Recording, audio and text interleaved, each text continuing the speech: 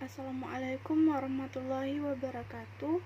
Alhamdulillahirabbil alamin wa bihi nasta'in wa ala umuri dunya waddin. Wassalatu wassalamu ala asyrafil anbiya'i wal mursalin sayyidina Muhammadin wa ala alihi washabihi ajma'in.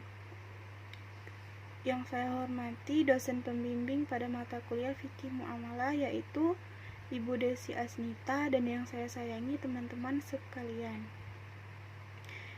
Baiklah, saya dari kelompok 5, Nur Fadila dan Nur Hayati, ingin mempresentasikan hasil makalah kami yang berjudul jual beli. Yang pertama yaitu jual beli. Pengertian jual beli secara bahasa perdagangan atau jual beli al-bai', at-tijarah, dan al-mudabalah. Pengertian jual beli secara terminologi menukar barang dengan barang atau barang dengan uang dengan jalan melepaskan hak kepada pihak lain atas dasar saling merelakan akad yang tegak atas dasar pemikiran harta atas harta, maka terjadilah penukaran hak milik secara tetap. Kesimpulan suatu perjanjian yang dilakukan oleh kedua belah pihak dengan cara sukarela sehingga keduanya dapat saling menguntungkan. Kemudian yaitu yang kedua ada dasar hukum jual beli. Yang pertama terdapat dalam Quran surah Al-Baqarah ayat 275 yang bunyinya Bismillahirrahmanirrahim wa ahallallahu al-bai'a wa harrama riba, yang artinya dan Allah telah menghalalkan jual beli dan Allah mengharamkan riba. Kemudian terdapat dalam Quran surah An-Nisa ayat 29 yang artinya, hai orang-orang yang beriman, janganlah kamu saling memakan harta sesamamu dengan jalan yang batil, kecuali dengan jalan perniagaan yang berlaku dengan suka sama suka di antara kamu. Kemudian dasar hukum yang lain yaitu terdapat dalam sebuah hadis riwayat Ahmad. Nabi Shallallahu Alaihi Wasallam ditanya tentang mata pencaharian yang paling baik. Beliau menjawab, seseorang bekerja dengan tangannya dan setiap jual beli yang mabrur. Selanjutnya yaitu hukum jual beli pada dasarnya boleh atau mubah, kecuali pada sikon berbeda. Misal, ia menjadi wajib ketika terjadi praktek ihtikar atau penimbunan barang sehingga stok hilang dari pasar dan harga melonjak naik.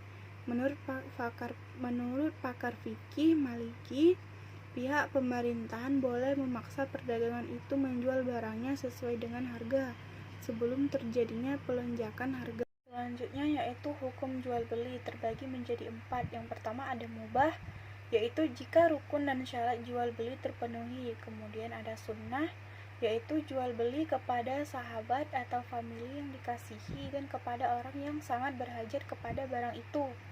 Yang ketiga yaitu ada makruh, yaitu jual beli saat azan Jumat. Yang terakhir yang keempat yaitu haram, yaitu jika rukun dan syarat jual beli tidak terpenuhi. Assalamualaikum warahmatullahi wabarakatuh. Saya Nur Hayati. Di sini saya akan melanjutkan presentasi dari Nur Fadila, yaitu hukum haram terbagi 2. Yang pertama haram lizatihi, seperti daging babi dan turunannya. Yang kedua haram li ghairihi, yaitu zatnya halal tetapi masih mencuri. Selanjutnya yaitu ada yang hukumnya sah tetapi haram untuk dilakukan. Misalnya membeli barang yang sudah dibeli orang lain yang masih dalam masa khiyar, atau menghambat orang-orang desa yang mau ke kota dan membeli barangnya sebelum mereka sampai ke pasar, dan di mana pada waktu itu mereka belum mengetahui keadaan pasar. Kemudian rukun jual beli. Yang pertama adanya pelaku, yaitu orang yang melakukan akad jual beli meliputi penjual dan pembeli. Pelaku ijab dan qabul haruslah orang yang ahli akad baik mengenai apa saja, sedangkan anak kecil, orang gila, dan orang bodoh tidak diperbolehkan melakukan akad jual beli. Dan orang yang melakukan akad jual beli haruslah tidak ada paksaan.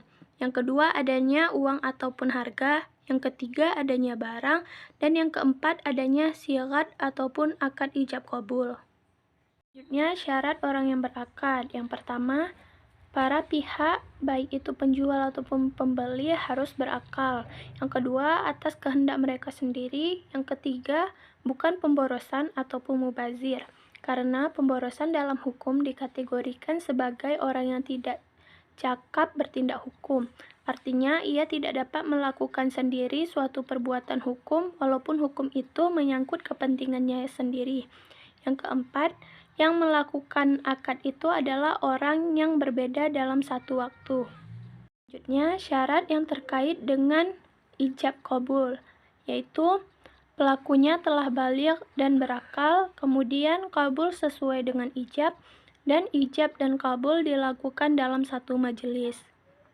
Syarat yang diperjualbelikan, yaitu suci barangnya, dapat dimanfaatkan, milik orang yang melakukan akad, dapat diserahkan, dan dapat diketahui barangnya. Jual beli yang dilarang. Yang pertama yaitu seorang penjual yang sibuk berjualan sehingga melalaikan dari ibadah kepada Allah Subhanahu wa taala. Yang kedua, menjual barang yang diharamkan. Yang ketiga, menjual barang untuk dimanfaatkan kepada sesuatu yang haram. Yang keempat, menjual barang yang tidak ia miliki. Yang kelima, jual beli inah atau menjual barang dengan pembayaran tempo. Kemudian pembeli membeli kembali barangnya dengan harga yang murah.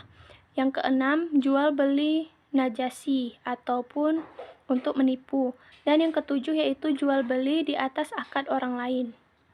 Sekian presentasi dari kelompok kami. Apabila ada kesalahan, kami mohon maaf. Wassalamualaikum warahmatullahi wabarakatuh.